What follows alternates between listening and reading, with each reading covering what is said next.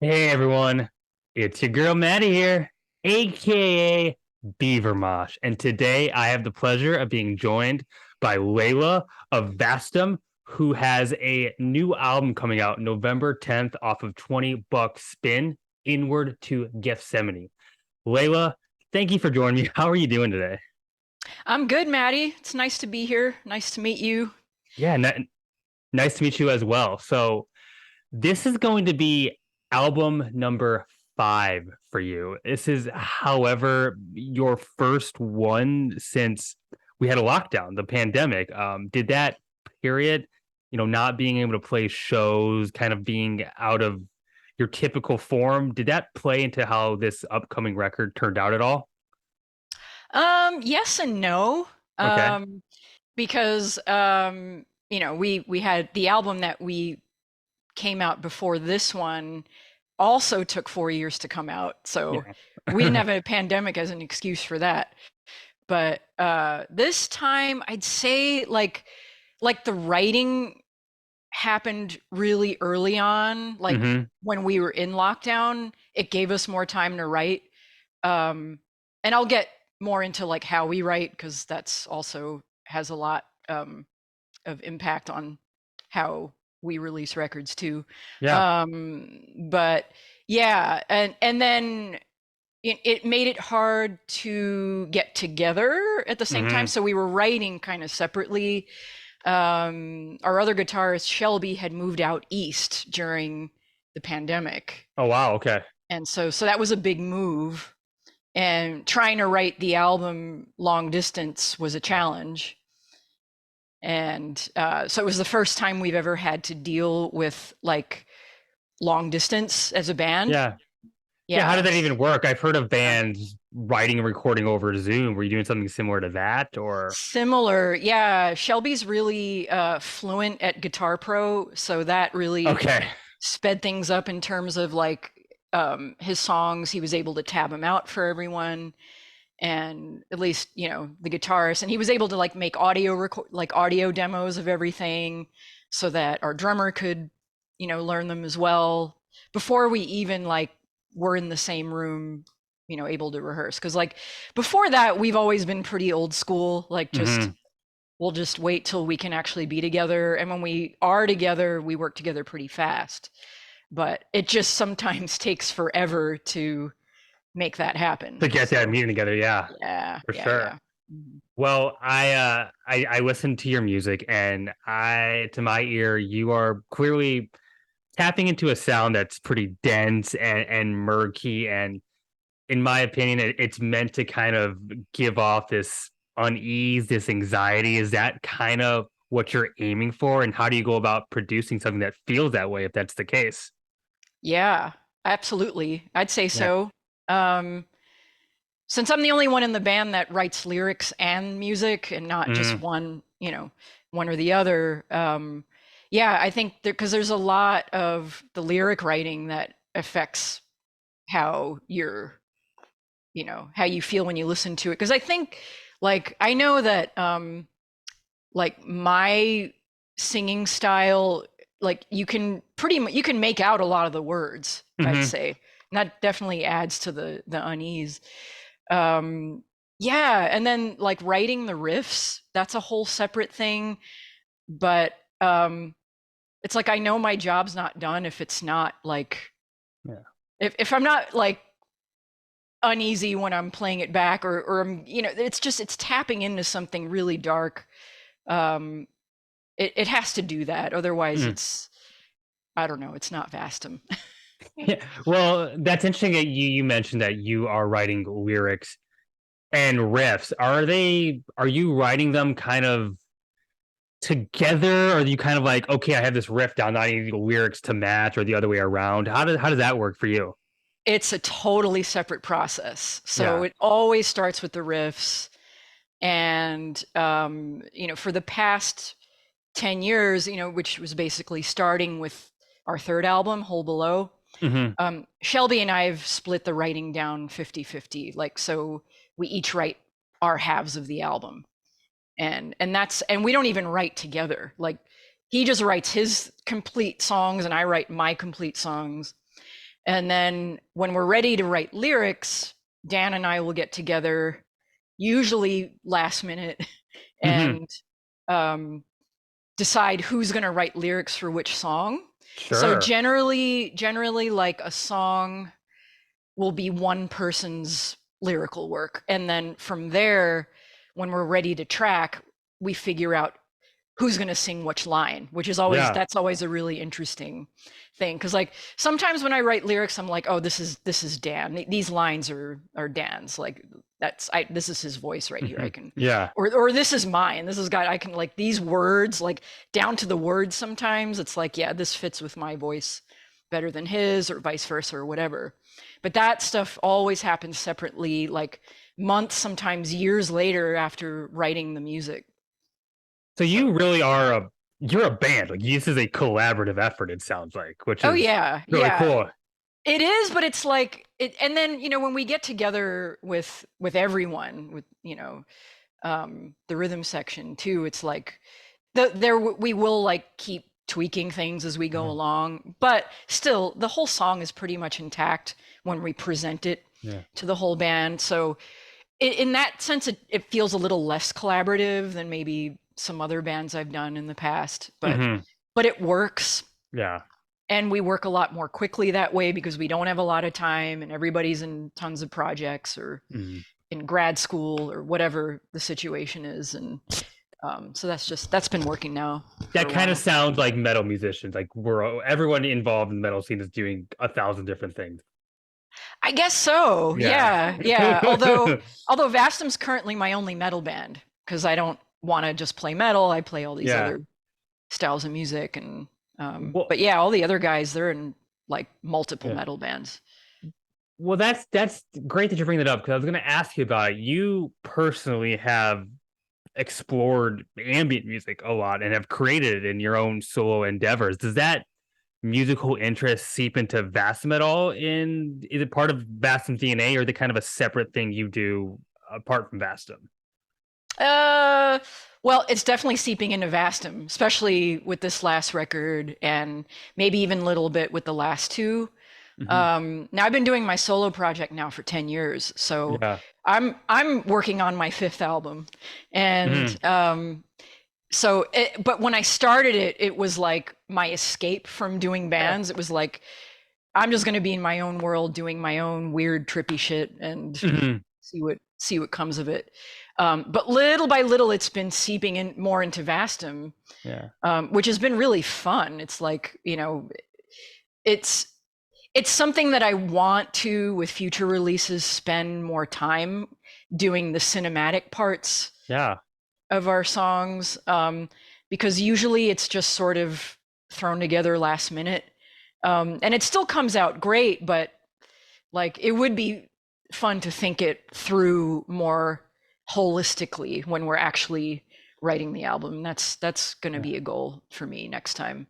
Ambient music and death metal isn't a complete stranger. I mean, Blood Incantation has started, experimenting with ambient music, and I Yeah. know a lot of metal musicians have included like stuff like Tangerine Dream as influences. So like there is a crossover there, and I think we're seeing that more and more.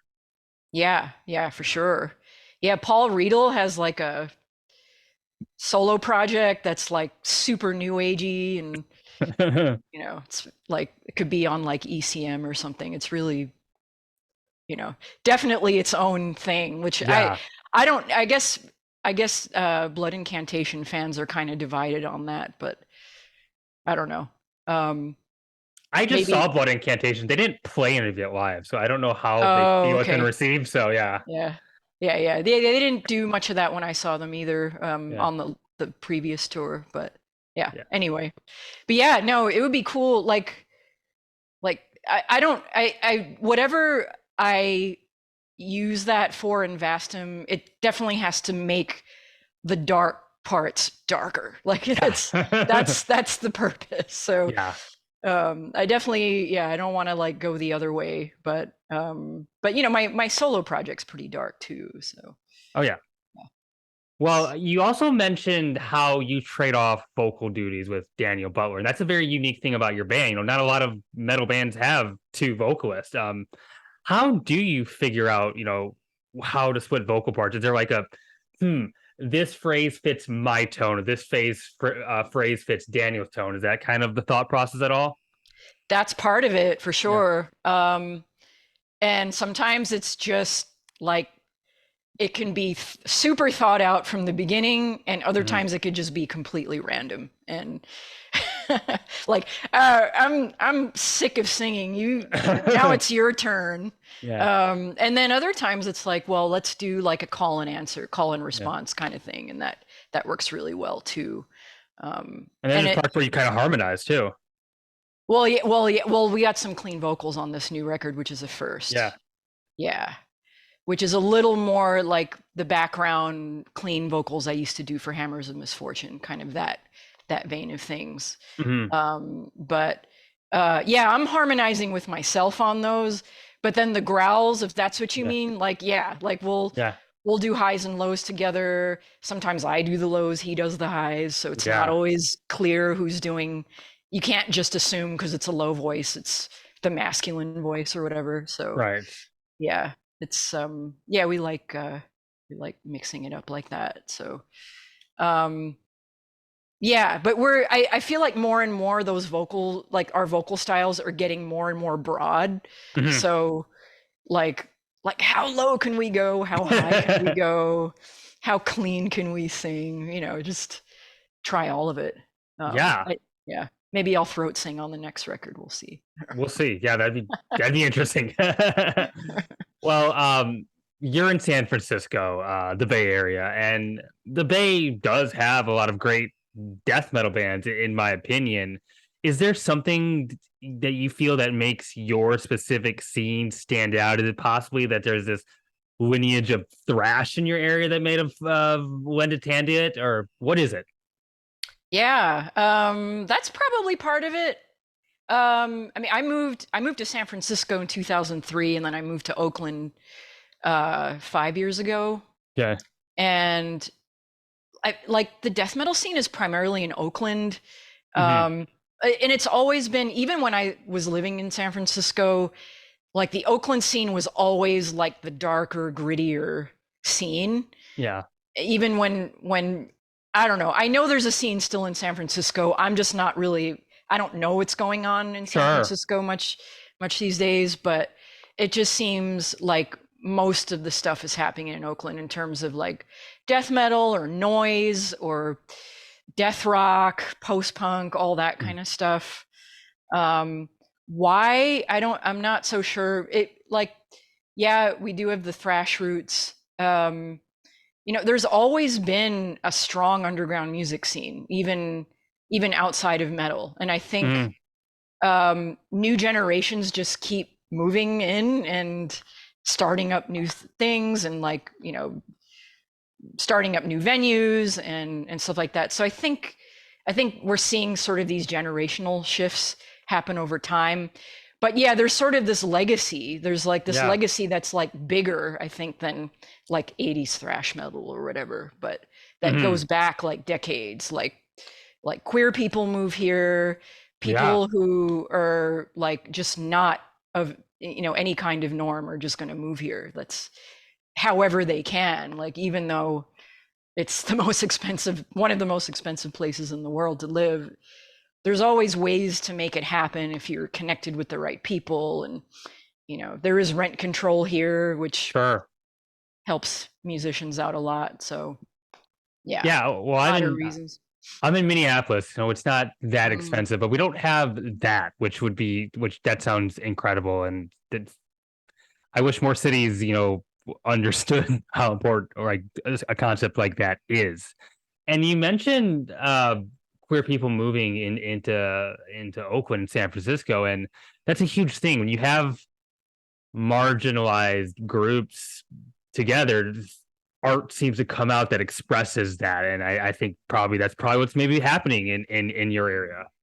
Yeah, yeah, Great. I'd say like Bay Area has always been at the forefront of like um, you know, any non-cis male category of person starting a Hmm. band. Like it's always had more women. Like it's a special place. And I'm reminded of it every time I go on tour, or, Yeah. leave the West Coast, or go Yeah. to other cities where it's not like that. So No. yeah.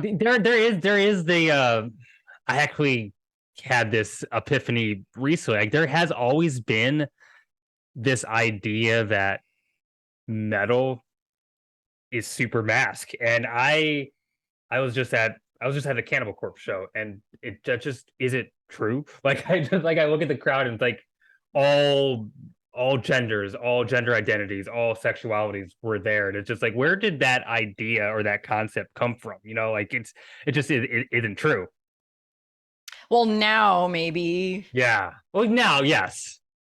yeah, as you know, someone in their late 40s, I saw Cannibal Corpse in the late 90s, and I Okay. think I was the only non cis male person in the audience at the time. So Yeah. times have changed. So what do you think has changed then since the 90s? I think there's just been more inclusivity, just people just barging their way in, Yeah. starting their own bands. And Yeah. but it does start with the big cities, I think. But Hmm. but then it spread. So it's like Minneapolis, right? So they're super diverse, like city and everything. Yeah. I lived in Lafayette, Indiana for grad school. And so I saw Cannibal Corpse with Gorguts back in 98 in Indianapolis. Okay. Very different vibe. Yeah. And yeah, it's, I mean, and then I was in hardcore bands back then. Sure. And there were like, it was all dudes, all bros in the hardcore scene. A lot of that like straight edge stuff Yeah. too, Yeah. I guess that's a matter of perspective because, like, I mean, I'm 29. I was 4 in 1998, so I'm seeing it now. You didn't So miss a damn thing, as far as I'm concerned. You got the records, you could yeah, watch the videos, I but got to read about Morbid Angel. yeah, that's yeah, I don't Yeah, know. I actually have It seen Morbid Angel. it was cool, but it kind of sucked, just Sure. being in bands back then, and just, Uh, being treated differently. And yeah, sure. Yeah. it's not perfect now, but it's better now, I'd say. Cool. Well, I'm always interested in talking about production with bands and your sound. It's grisly. It's harsh. So I want to talk about it. Like you're once again working with Dave Wilkerson at Earhammer Studios and Greg Wilkinson. Greg Wilkerson. I'm sorry. Yeah. No worries. And Brad, who has worked with Obituary. Like what specifically do those two bring to your record? Oh gosh, so much. I mean, I forgot how we got connected through Brad. I think it was through Greg. Yeah. Now I've been a personal friend of Greg's for like almost 20 years now. And like we were just like playing shows together with our bands at the time. And then as he Hmm. got Earhammer up and running, um, we started, like, Vastum started working with Greg with our second album, Patricidal Lust. Yeah. And just ever since then, like, Greg has gotten his system down. Like, it's unbelievable. Like, Hmm. it takes him a fraction of the time to get the sounds um, now that he was trying to get back then. And so I think just practice makes perfect. And but in terms of what he brings, I mean, definitely a lot with the drums and the bass. Like, Hmm. he is a master at getting that mix down, and getting all the drum tones and the levels with the bass, like, before we track the guitars. So there's this solid, like, bedrock of rhythm. And Yeah. then with the guitar tones too, like, he's very experimental with trying out different, like, mic positions for, and combining different amps and Yeah. positioning the amps in different spots, experimenting with different pedals, different distortions and that kind of thing. So yeah, I think he's a big part of that. And he works so quickly that it's like, before I've even wrapped my mind around what's happening, it's like already done. And that part of it is mixed. So Yeah, and the when it comes to like great metal records, there's always somebody behind the board that we don't always talk about. There's obviously the musicianship and the writing, which is the massive part of a great record, but it has to sound good. It has to have, and someone has to be engineering that, and usually that person is just kind of a check on the liner notes, and it's obviously in your case, it's played a huge part. Yeah. Yeah. Yeah. No, thanks. Yeah, that's absolutely. I mean, Greg won a Grammy like not that long ago for I think it was producing the High on Fire record or something, Sure. And he's super busy. He's on tour with he plays bass for Autopsy, and he's in Death Grave. So he's, you know, definitely Yeah. has many fingers in many pots at the same time, doing all Hmm. these different things, and he's so multi-talented. Like, I can just go on about him. So. Well, Layla, a little bit about you then. Can I ask how you got into death metal? What was your origin within this scene? Yeah, everything for me started with punk. I started in punk in the early 90s. Hmm. I was part of a hardcore punk scene in New Jersey. That's where I grew up. That's where I'm from originally. And I just started going to shows. They had a lot of DIY shows and like Hmm. VFW halls back in the Yeah. day and stuff. And I made friends with this crew that were super into death metal, and Yeah. just we were like making tapes for each other. And that's when I first learned about Deicide and Cannibal Corpse and Autopsy and Yeah. all these on cassette. It was all about the cassette, right? Um and I even like I remember I had a friend who a drummer friend who played in this crust band, but Sure. he was like one of the only he was the first person I met who played double kick, bass drum. And that was a big deal, Yeah. to know someone who played double kick when you're, just in the hardcore scene. And Yeah. most people don't play that way. And we're like, yeah, let's do like a cover band. So we like learned like Deicide songs and tried making these demos that were, I don't know, they probably weren't the best, Yeah. but yeah, no, I have my friends back in New Brunswick when I was in college to thank for getting me into that, and death metal, black metal, like Sweet Death and all that stuff. Hmm. So that was like, yeah, that was like 94, 95. Yeah.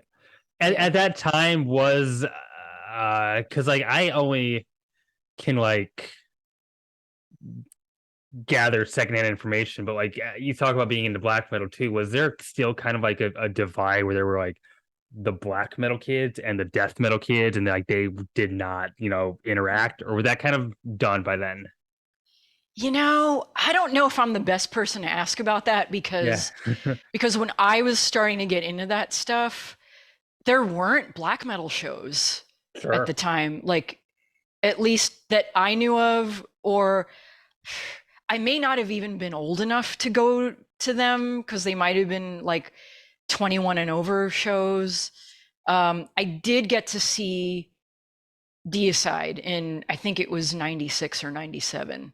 Hmm. And so Jersey had its fair share of death metal shows. Um, and I was able to go to those, but I don't know about the black metal bands. They weren't coming out here, not that I know of. I know that like at some point in the very late 90s, early 2000s, a lot of hardcore bands started like drawing on black metal Yeah. and death metal, and starting all these sort of hybrid type bands.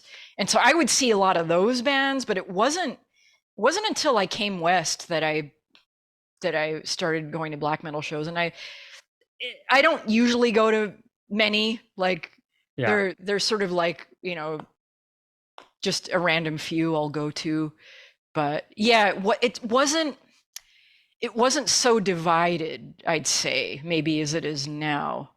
Mm. But it's sort of divided and not, because you have like I don't know. You have a lot of people going to like all the shows, and then you have Yeah. people that only go to like one genre kind of show. Or, but I see the same people at all kinds of metal shows as I do as like going to noise shows or Yeah. post punk shows and stuff like that. But that's the Bay Area, so Yeah, you're right. There does seem to be people who just stick to one genre. People who are like, I am into black metal. I don't like death metal. But then there is like black and death metal. There's black and crust punk. There is death and yeah, roll. There are a lot of fusion genres. So it's like yes totally. and no. There is a divide, but there also is a lot of collaboration. So it's interesting. I think it's kind of a case by case Yeah, basis. yeah. Yeah, I think like I mean a lot of the kids I was hanging out with in the mid 90s were into all of it, like Hmm. all the extreme stuff. Not so much the electronic stuff. I'd say Godflesh would be an exception, but Sure. um but I was always into the weird shit from the Yeah. beginning. Like I was into like bands like Throbbing Gristle and Oh yeah. you know like Einstürzen and Neubauten before I even got into punk. So, Mm. that was you know That's interesting. 1991. So. I actually had another band. I had Body Void on the show a couple Oh, weeks ago. nice. Yeah. Yeah, and I because they bring in a lot of industrial elements into their music, and I asked him about it, like, why do you think there isn't more of a crossover between those two communities? Like the electronic industrial and the metal community. I know there is industrial metal, but like it seems like the crowds share a lot of similarities, or at least like the audience for it. Like they could draw from the same pools if they wanted to, but they kind of don't. Yeah. Yeah. Yeah. Like people that do industrial bands here, they're like really separate from the metal scene, I'd Yeah. say. They're more into like techno, they're more really entrenched in the electronic scenes and which I'm sort of naturally a part of that through my ambient work. I perform, I share bills with a lot of electronic musicians, industrial Hmm. musicians. Like last week I played a show with Compactor from New Okay. York, one person industrial project, like chains and leather, like all Love that. it. Like yeah, it was Yeah. awesome.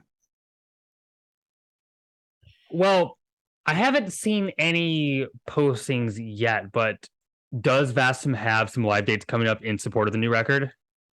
Not yet. Okay. And I'm about to drop a bit of a bomb here, but uh, unfortunately, after we tracked inward, Shelby decided to leave the band. So Oh, we wow. are currently auditioning guitarists right now.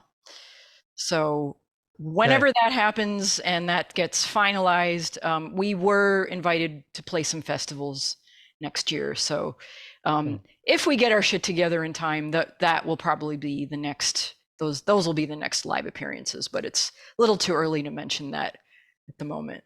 Yeah, that's very unfortunate.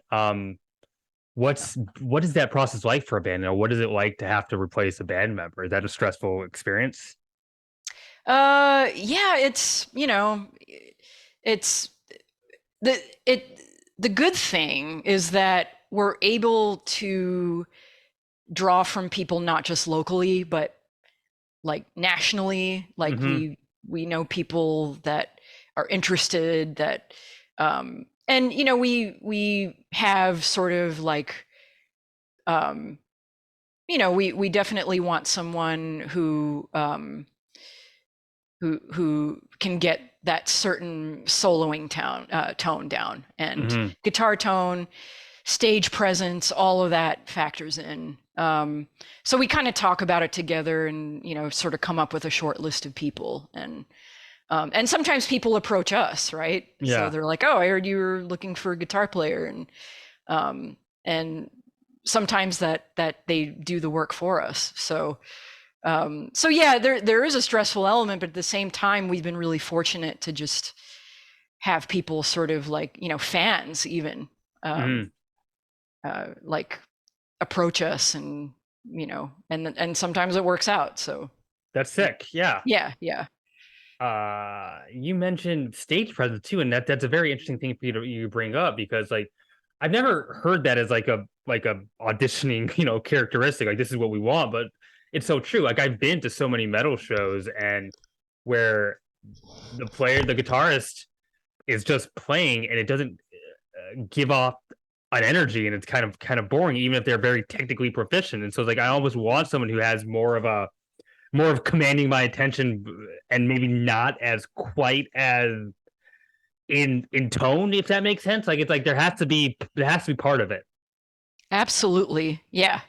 Yeah, and we have a reputation of being a strong live band, and we have to just keep that up, you know? Like Mm-hmm. we need people who are really who give off that enthusiastic energy when they play. And whether it's enthusiasm or just a menacing presence, like, you know, all of the above, like it's all important. So, yeah, we'll Yeah. we'll make sure that that happens this time. Cool.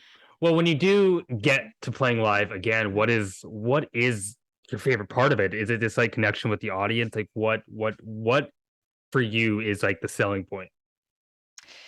Oh yeah, that there's nothing like the live energy. It's so Mhm. immediate. Um, it's like on even from my perspective, from the stage, I kind of just never know what's going to happen at a Vastum show. Like it just Mhm. has that chaotic energy. Um, like, I mean, Dan, our singer, he just has the audience in the palm of his hand. So that um, definitely takes a load off of me and like what Mhm. I need to project when I'm playing. Um, but also, what's really cool is when I'm doing my vocals, I'm looking at a lot of astonished faces, and that's Yeah. that's pretty cool. Because I can tell they've been listening to the records, and they make a certain assumptions about who's Sure. doing what, and so that's always really fun, especially when people come to the shows and they don't usually come to death metal shows, and they don't know what to expect, and they're Yeah. really blown away. And yeah, that's definitely it's what fuels us as a band, Mm. I think. As a metal performer, then how do you get over like that initial feeling of like, oh wow, everybody is looking at me, like how do you like where do you how do you put that away? How do you like kind of get into your own zone on stage? Oh yeah, that's I mean, I've gotten that down for many years now. Yeah. I transcend. I'm there, but I'm not really there. Yeah. Yeah, yeah. And same with my solo performances. Like to be able to be so vulnerable and stripped down, and, have my voice kind of carry the whole set. It's like I have to be somewhere else for it to even like give that performance, right? Mhm. If I focus too much on the audience, it's over. It's I can't Yeah. like it just breaks my concentration. So yeah, yeah, I'm definitely in my own zone. Sure. And you mentioned Daniel kind of commanding this presence from the audience. I've Oh watched I've gosh. watched I've never actually been to one of your shows, but I have watched live videos, and it's true. Like he just kind of stands there and is like this like is no longer he doesn't seem like he's a human anymore. He's like this beast, just like being super scary and menacing, and it's awesome to watch.